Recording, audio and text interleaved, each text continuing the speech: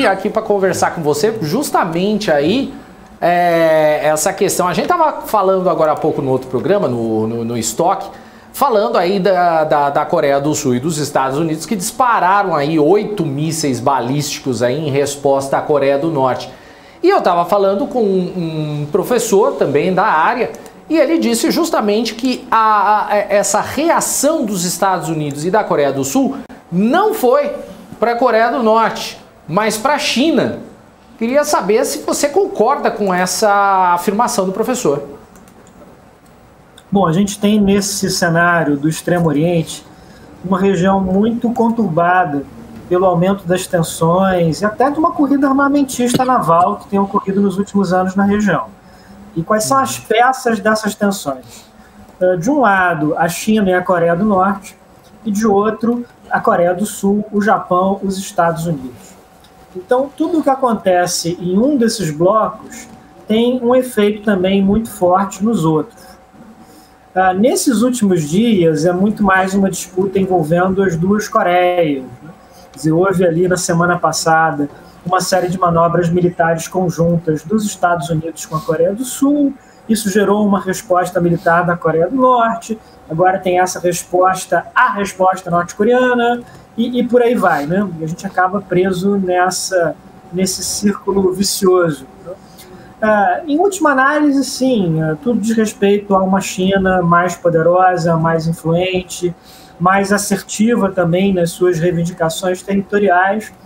Mas a Coreia do Norte, embora seja uma aliada chinesa, é um país bastante autônomo no seu processo decisório e que muitas vezes age de determinadas maneiras que acaba prejudicando a própria China, né, a sua grande patrona, né, protetora na região.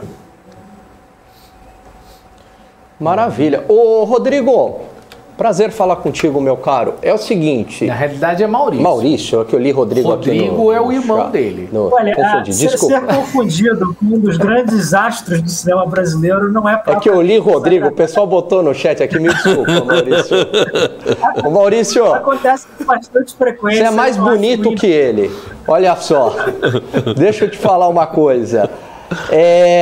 Em relação a esse conflito geopolítico, me preocupa muito uma escalada. O presidente Biden, acho que você deve ter acompanhado uma resposta que ele deu que nem a jornalista esperava. E se a China invadisse Taiwan? E ele foi taxativo, dizendo, iremos contra-atacar, né? Não teve ali um eufemismo, nada. Até depois veio a turma lá do deixa disso e apazigou. Como é que você está vendo toda essa escalada? E eu vejo que os Estados Unidos têm muita responsabilidade na escalada do tom e se é possível algum tipo de conflito da China invadir Taiwan, ou existem umas ilhas próximas do Japão e próximo ali da Filipinas também, né, de ter ou Ilha Salomão também, de ter algum tipo de conflito ali. Quais são as consequências disso? Claro. Bom, primeiro eu gostaria de pedir aos nossos espectadores um esforço de memória, né? Aqueles que gostam de filmes sobre a Segunda Guerra Mundial, tentem lembrar daqueles filmes sobre as grandes batalhas no Oceano Pacífico, as batalhas entre os Estados Unidos e os japoneses. A maior parte desses combates aconteceu em ilhas muito pequenas, que praticamente depois da guerra desapareceram do noticiário, né? A Batalha de Guadalcanal, a Batalha de Midway. Para quem gosta desses filmes de guerra, eu gosto muito, essa lembrança é muito presente, né? O que está acontecendo agora no Oceano Pacífico é alguma coisa que se parece muito com um cenário de disputas e tensões que ocorreu na década de 1930. Lá atrás, há quase 100 anos, eram conflitos entre os Estados Unidos e o Japão. Hoje em dia são conflitos entre a China de um lado e de outro os Estados Unidos, o Japão e a Austrália. E o ponto central dessa geopolítica é um conjunto de pequenas ilhas no Oceano Pacífico, no Mar do Sul da China, né? São ilhas que, em alguns casos, estão sendo ocupadas pelos chineses. Os chineses estão construindo ali bases militares, pistas de pouso. Ou então, quando essas ilhas são países independentes, como é o caso, por exemplo, das Ilhas Salomão, os chineses estão negociando acordos de cooperação política e militar com esses governos. Então isso virou um cenário muito complicado, muito tenso. Tem sido assim pelo menos desde meados da década passada, e esses problemas estão se tornando maiores e mais agudos. E, ao mesmo tempo, nós temos um padrão que tem se repetido com o presidente Biden de declarações muito fortes por parte dele, muito acaloradas, e que, em diversos casos, não correspondem realmente ao que é a política oficial dos Estados Unidos para esses países e regiões. Ele disse isso, por exemplo, com relação à guerra na Ucrânia, de que o objetivo americano era a derrubada do governo Putin. Ele disse isso agora com relação a Taiwan, de que os Estados Unidos defenderiam Taiwan no caso de uma invasão chinesa. Ora, nenhuma dessas afirmações corresponde ao que é, de fato, a doutrina oficial dos Estados Unidos.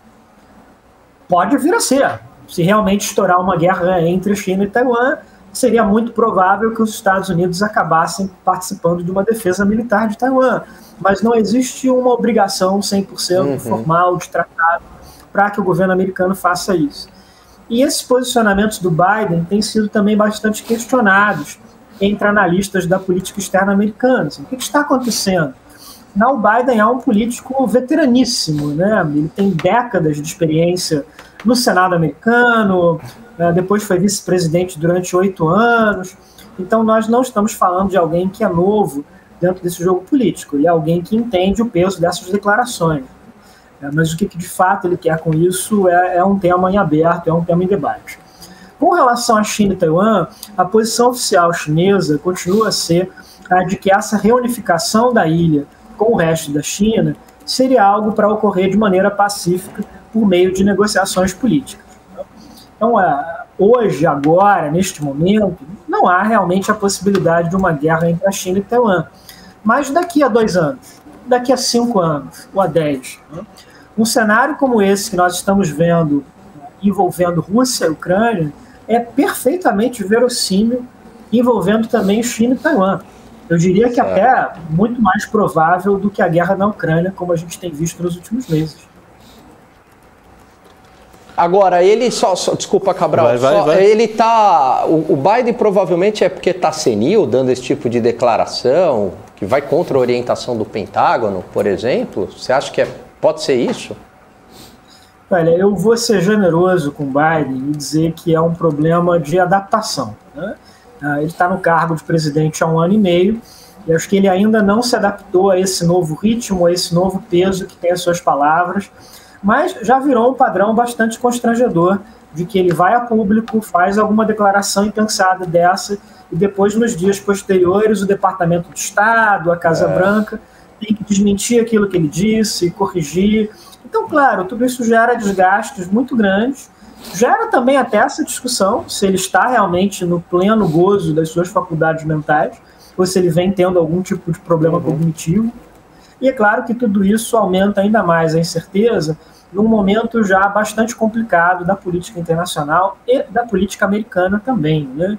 Esse é um ano de eleições legislativas nos Estados Unidos, a popularidade do presidente Biden está bastante baixa, oscilando ali entre 35% e 40%, quer dizer, é um número muito reduzido para um presidente em início de mandato, e ainda tem todo esse desgaste dessas falas muito acaloradas. Não, e é engraçado, né, porque a gente achava que era o Trump que ia dar declarações mais fortes, dando a entender isso, e quem está se mostrando assim dessa forma é o Biden. Talvez tenha virado o novo normal da política americana, né? Esse tipo de declaração explosiva para mobilizar os eleitores, para gerar um debate, né? Mas eu acredito que é muito mais ainda uma dificuldade de ajuste, né, do governo americano. E vamos lembrar também que agora, nesta semana, o presidente Biden é um anfitrião da Cúpula das Américas. É a primeira vez que a cúpula acontece desde 2018, então é um momento muito importante na relação dos Estados Unidos com os países da América Latina e vai marcar, inclusive, o primeiro encontro pessoal entre Biden e Bolsonaro. Então também é uma semana para a gente acompanhar com bastante atenção. Por falar em Biden, Bolsonaro e Cúpula das Américas, eu quero dar 2 passos atrás para chegar na Cúpula das Américas. Eu como, sei lá, não estudioso, eu como quem acompanha a guerra e etc., não como um PhD do assunto, está se percebendo uma polarização econômica também na guerra. Você vê Estados Unidos e Europa de um lado, Rússia, meio China do outro, e Índia atendendo a China. Então aquele nosso grande papo de globalização está meio rachado nesse atual momento, junho de 22.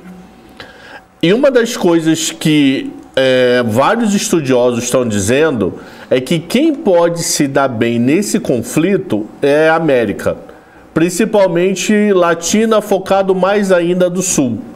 Pelo fato, não se meteu na guerra, não arrumou confusão, não brigou com ninguém, tem comida batendo cabeça aqui para vender para o mundo.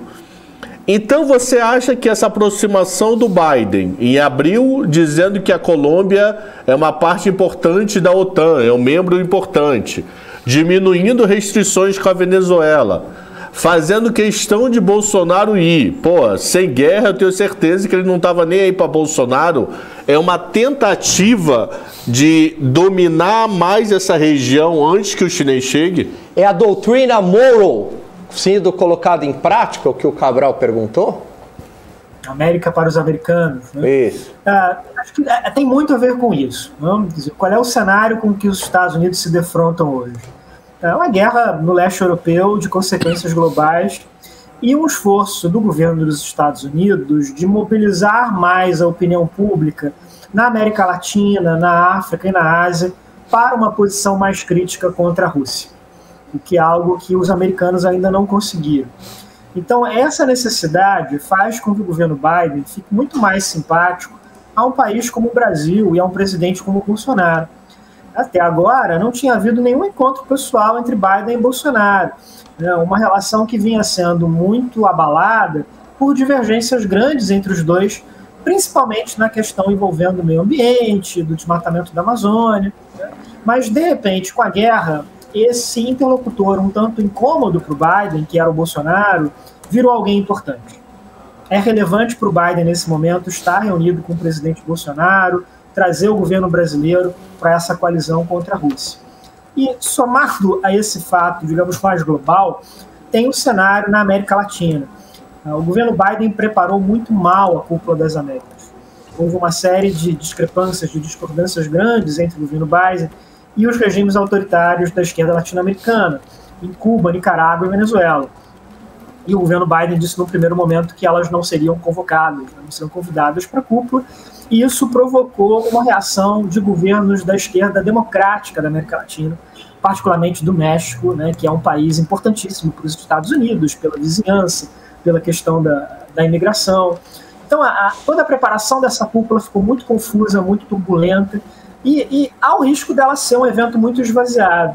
Então, isso também acabou beneficiando o presidente Bolsonaro, né, e o governo brasileiro, tornando o seu cacife mais alto para participar dessa cúpula. Então, é uma reunião importante, acho que é uma oportunidade para o Biden e para o Bolsonaro acertarem pelo menos alguns dos seus ponteiros, e, embora eles discordem de muitas coisas, eles têm muitos pontos em comum, e o principal deles é essa preocupação com uma presença chinesa cada vez mais constante na América Latina, principalmente no que diz respeito à economia, ao comércio e aos investimentos. Então, se nós olharmos a América Latina hoje como um todo, o México, a América Central e o Caribe continuam ainda muito mais atrelados à economia americana. Os Estados Unidos, que esses países e regiões fazem o seu comércio exterior, é lá que correm as suas correntes migratórias e por aí vai. Mas se nós vamos para a América do Sul, cujos países são maiores, têm economias mais diversificadas, um comércio exterior mais plural, a China, com muita frequência, já é o maior parceiro comercial dos países sul-americanos, ou pelo menos é um parceiro mais relevante comercialmente do que os Estados Unidos. Então, isso que acontece com o Brasil, com a Argentina, com a Colômbia, e a China tem se tornado também cada vez mais ativa em atrair para o seu grande projeto político da nova Rota da Seda, né, esse projeto de investimentos globais em infraestrutura, cada vez mais países da América Latina. Então, hoje nós já temos aí uns 20 países latino-americanos que fazem parte desse projeto, incluindo a Argentina, que anunciou a adesão algumas semanas antes do início da guerra na Ucrânia. Perfeito, então. Fechou. Maurício, obrigado pela participação aqui no Marketing. Um grande abraço para você. Fecha a porta, não deixa o outro programa entrar, não. A gente fica com ele até 4 horas, vai. Maravilhoso. Sempre uma aula. Eu que agradeço. Sempre um prazer, sempre aprendo muito conversando com vocês e acho que esse bom humor, essa animação, eles são cada vez mais importantes para a gente lidar com o mundo de hoje, né, que está muito difícil, muitas vezes brutal. Então, estou sempre aqui à disposição e vamos renovar sempre essa conversa. Isso aí, obrigado. Isso aí.